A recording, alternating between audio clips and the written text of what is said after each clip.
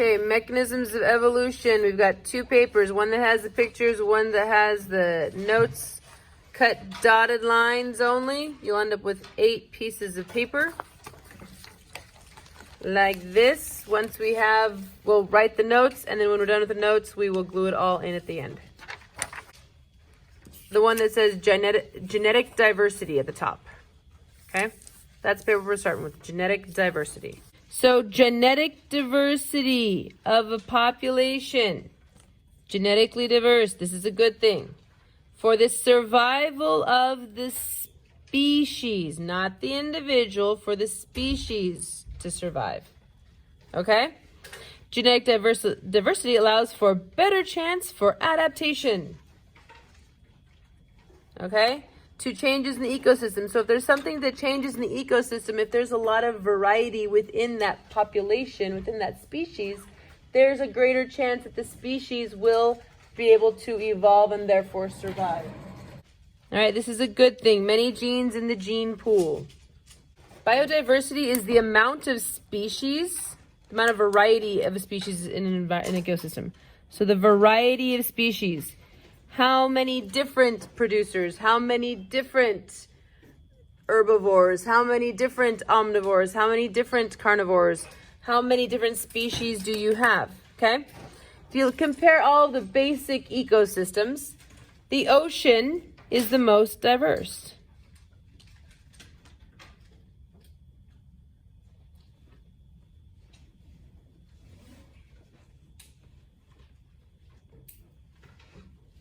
The ocean has the most biodiversity. Since the ocean has the most biodiversity, that's a very good argument for the fact that life began in the ocean. There's more variety there. It's had more time to evolve. All right, so more biodiversity is healthier. A healthy ecosystem has more biodiversity. It's more healthy, it's stable, it's happier. Less biodiversity, more fragile an ecosystem. The more likely something bad could happen and things fall apart. Take this paper, we're going to fold it in half. All right, and we're going to write on the front of it. Okay, so it's going to be glued in like this. It'll open up like this once it's glued. So on that front part right there, we're going to write, variety is good. We're going to switch over to this paper for just a moment. Take this paper, you're going to fold it in half. Exactly in half. We're actually going to look at this picture right here with the wild pigs. Okay? This picture right here is to kind of help us understand the idea of gene pool. Gene pool. A gene pool is all of the genes, all right, the genetics, that are available in a population. So all of the individuals that have potential to have offspring are the genetics that they have in them are all part of the gene pool. A more diverse gene pool creates a more diverse population, and variety is good. So we want there to be lots of variety in the gene pool. We want that gene pool to be as big as possible. Variety is good. We like variety in our gene pool. Okay, how is variety made? Well, the next paper you're going to need is this one that says mutation on it. A mutation is a change in the DNA code, the genetics. There are different types of mutation that we will discuss much later in the curriculum. Insertion, deletion, and substitution. But these mutations need to happen in what's called a gamete cell. All right, a sperm or an egg. For the mutation to affect the population, to affect the next generation, to create a change in the offspring, the mutation needs to happen in the gametes. Okay, so for example, all right, if you look at my arm here, that dot right there, I wasn't born with that dot. That is a mutation from being sunburned one too many times. That mutation does not get passed to my kids. That mutation only exists on me. If I'm going to pass a mutation to my kids, it has to be in my eggs. all right? Because my eggs have the genetics that will become my kids, all right? So I have this, my kids won't have this, okay? So a mutation that happens in the gametes gets passed on to affect future generations. It's something that will change the population, okay? So mutations, the result of mutations is increase in genetic variety. New genes in the gene pool. This is a good thing. Now, mutations for an individual may not be a good thing. So I could get a mutation later in life that ends up giving me cancer, and that would be bad. But mutations are a good thing for a population. For example, look at all of us here in the classroom. We all look different. We all have unique details in our face that we look different. All right? If it weren't for mutations, all of us girls would look like Eve and all of you boys would look like Adam, our first parents.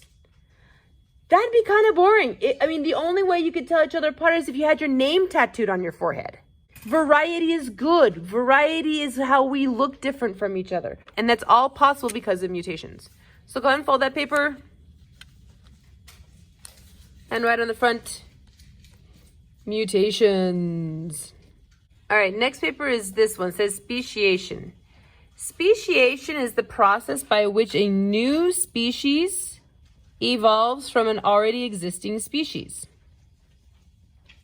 Okay, so we have a species and then evolution occurs when we get a new species. In order for there to be a new species, we're talking about new genetics. A new genome. There's enough difference in the genetics because of the mutations.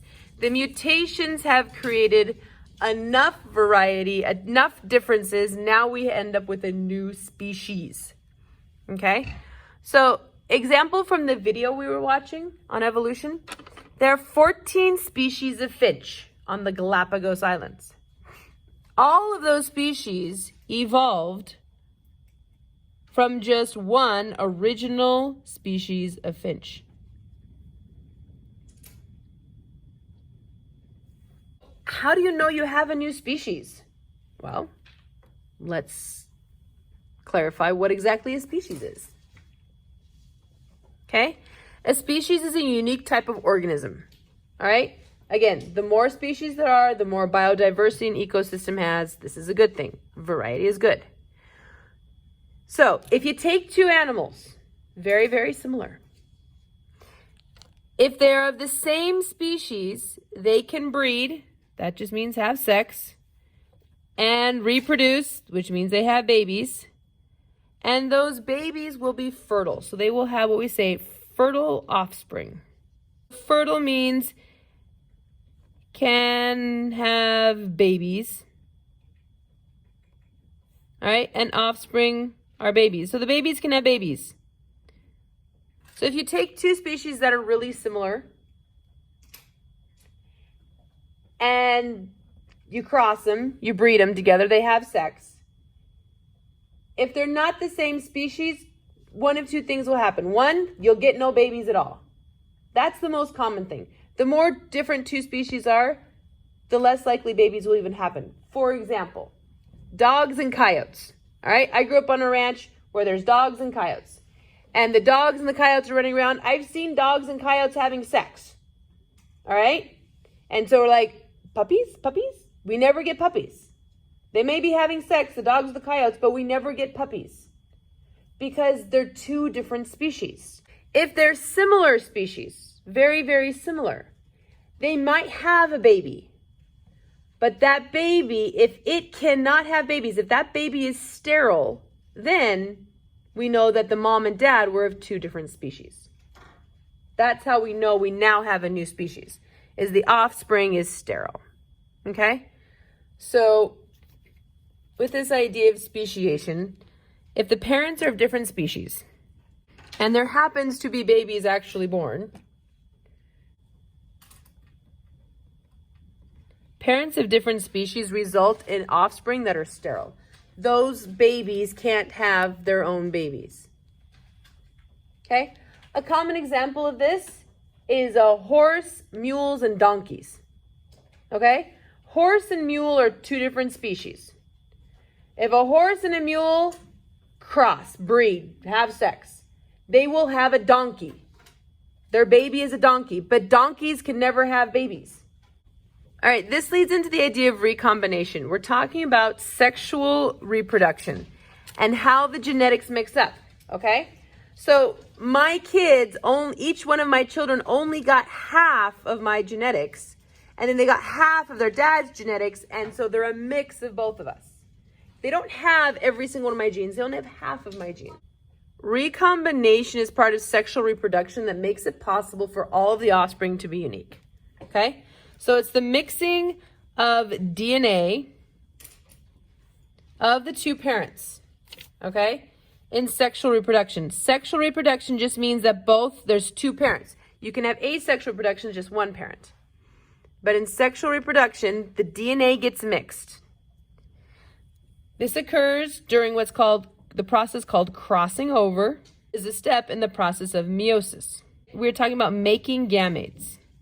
Now, backing up, do you remember what gametes are? Back to that mutations. Gametes are sperm or egg cells. So when we're making the sperm and you're making eggs, that process, there's a mixing of DNA. That mixing is called crossing over during that process. And we will do an entire journal entry on this towards the end of the semester. What's the result? What's the benefit of recombination? Okay, the result of recombination, we're going to have increased genetic variety in the offspring. Every single one of the babies, even if it's the same parents, every baby is unique. Every baby is genetically unique, even if they have the same parents. If we're dealing with asexual reproduction, it's completely the opposite.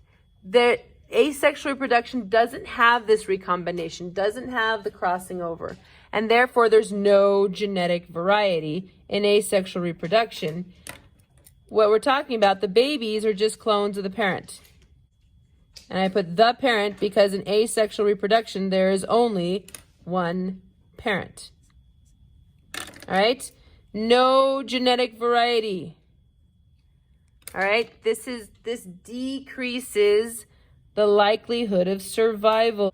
Take this one, fold it over, write on it recombination. Take this one, fold it, write on it species.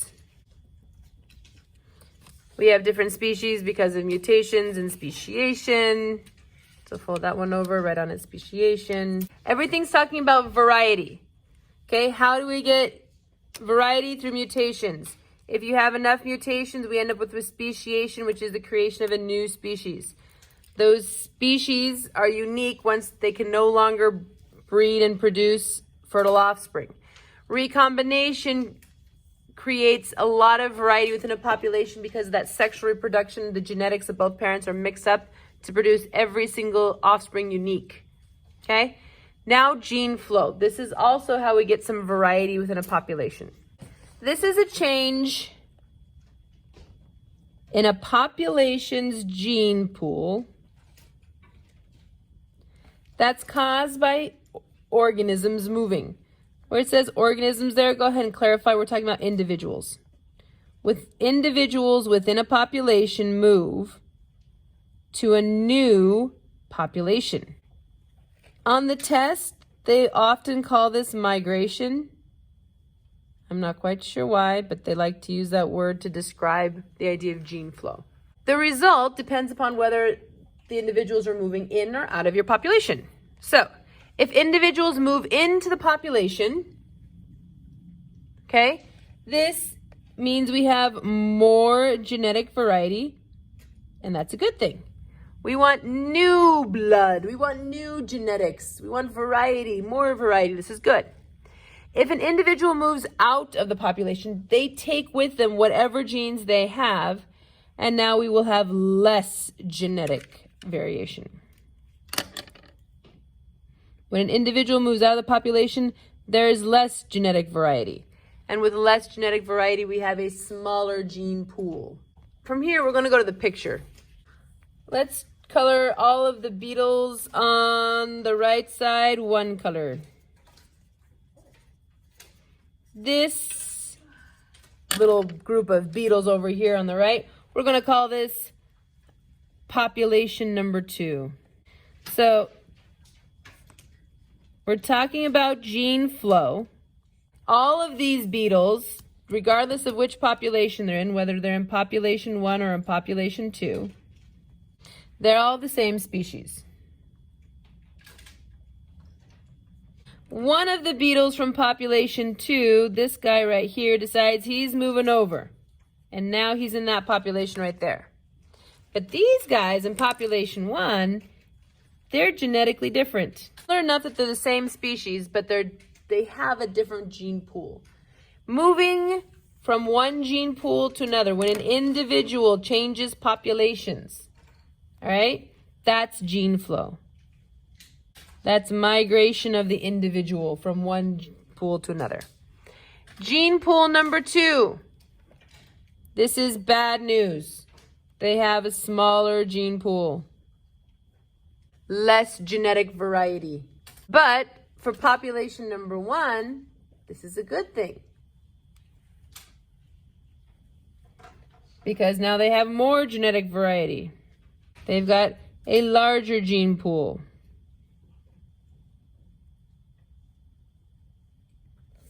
So that's the idea of gene flow, when an individual from one population moves to another.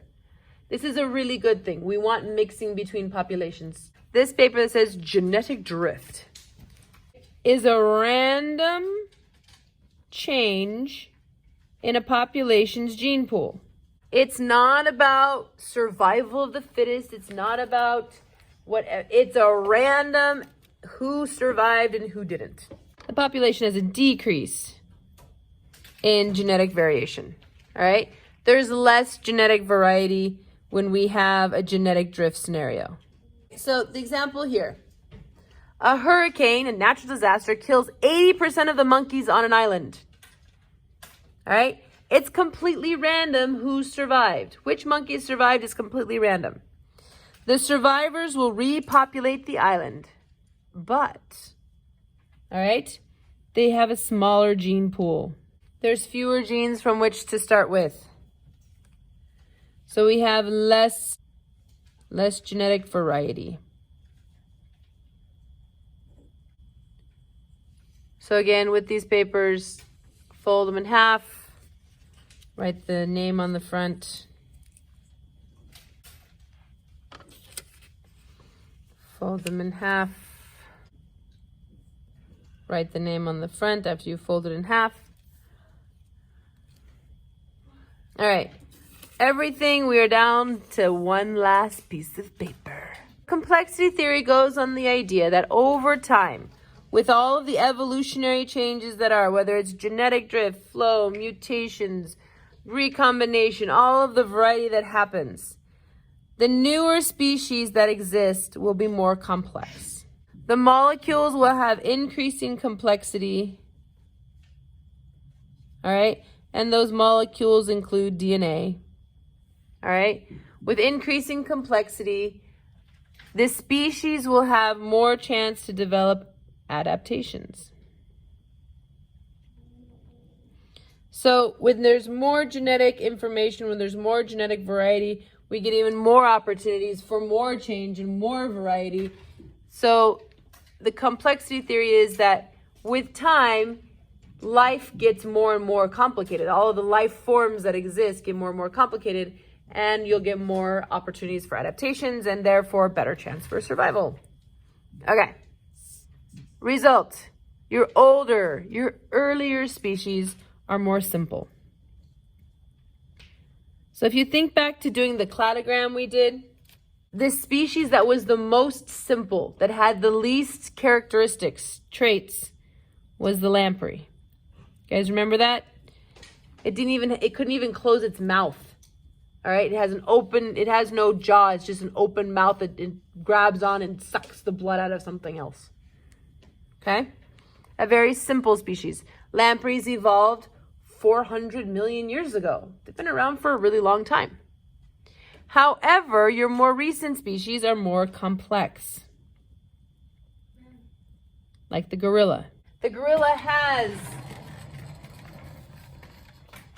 characteristics that the lamprey doesn't, traits that the lamprey doesn't have.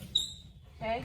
The gorilla has arms and legs and hair and fingers and thumbs and all of that stuff that the lamprey doesn't. So it's a more complex species.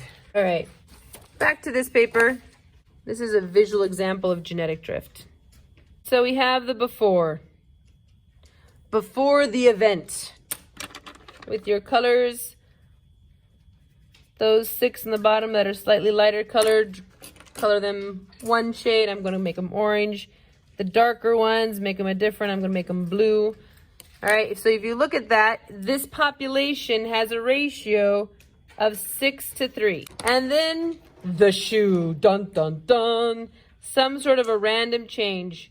Which ones got stepped on was pure chance. It has nothing to do with how good they are at survival. It's complete chance. And then we have the after.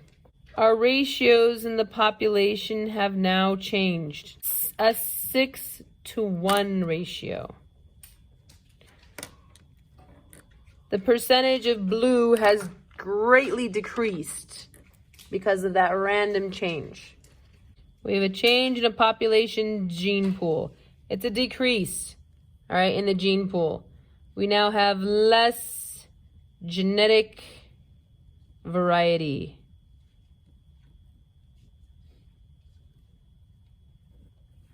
Genetic drift is usually not the best thing for a species. Genetic drift is put there in contrast to natural selection. Okay, so if you flip this paper over, that genetic drift here is in comparison to natural selection. Now, we talked about natural selection already. We have an entire journal entry on that. But in natural selection, it's different.